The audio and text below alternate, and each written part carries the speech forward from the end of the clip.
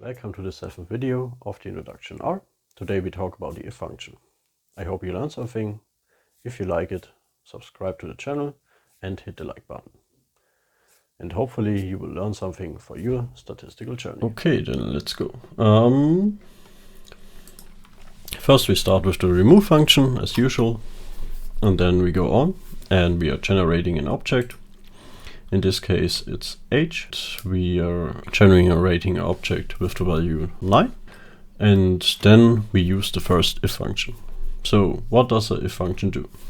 So if function is looking at a certain condition. So in this case it's h smaller than 8, and if this condition is satisfied, then it will run this condition inside of this if function. So h is greater than 9, greater than 8, so this function will not print anything. But we can change it and we can say h is equal to 7, and then this function will print "you crazy piece of banana cake." That might be true. So let's go on. And then we use the setSeed function. So the setSeed function is for generating a key for sample functions which are sampling at random, and we want a certain key to reproduce our results. So otherwise, perhaps if you're doing like a bachelor or master thesis and you want the same results, so your professor can like also see it, is not based on like randomness, then those results should be like reproducible. So everyone who's regarding your master thesis or bachelor thesis can see, okay, that you have done and that and these are the results, and you come to this conclusion. So otherwise, with a different seed, you will have different results, and so nobody can see why you come to this conclusion. So we set the seed, and then we generate an object n, which will be the parameter of our length of every vector we will generate. We generate v1, which is a normal standard distribution. Then we choose a beta distribution, and we choose an empty vector with length n. And then we combine a if function with a for loop. So inside this for loop, it will go through from 1 to the length of n, and then we will ask if this certain condition is fulfilled, and if this condition is fulfilled, then the indication e should be replaced with 1. So let's do it, and we have a look at the vector itself, and we see it's like 50-50, and so we see the condition was fulfilled 502 times and it was not fulfilled 498 times. You can also do this, and you can also do this, and can put in more variety in your if functions. For example, you can make 2 conditions inside of your if function, and you can connect them with an AND or with an OR.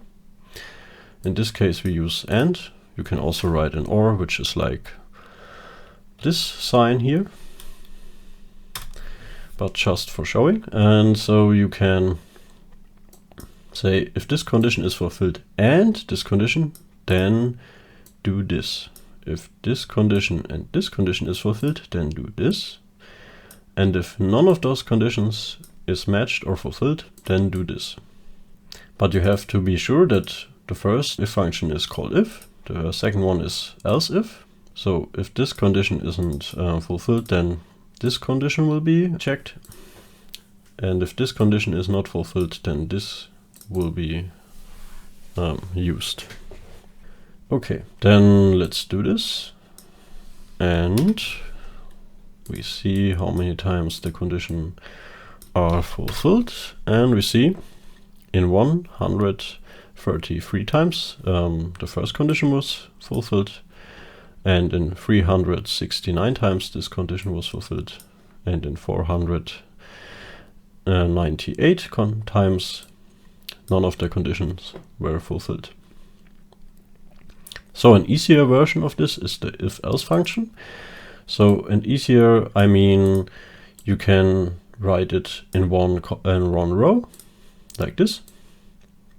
And so you have the condition here, and then you have the value when the condition is fulfilled, and the condition and then the value when the condition is not fulfilled. Let's go on and let's have a look. So let's have a look, and we see, okay, it was fulfilled 531 times, and 469 times it wasn't fulfilled. So the if-else function, I would recommend to use this function when you have like only one condition. And as you can see, you don't need a for loop to go through every of the indications or every space inside of your vector. So this is pretty practical. So if you have one condition and you want to change a complete vector, then use the if-else function. And if you have more conditions, then I would recommend to use the if function itself. And you can combine it with a for loop, for example. So this is for today. So I hope you enjoyed the video, and if you liked it, subscribe and also like the video. And I hope you learned something, and see you next time. Goodbye.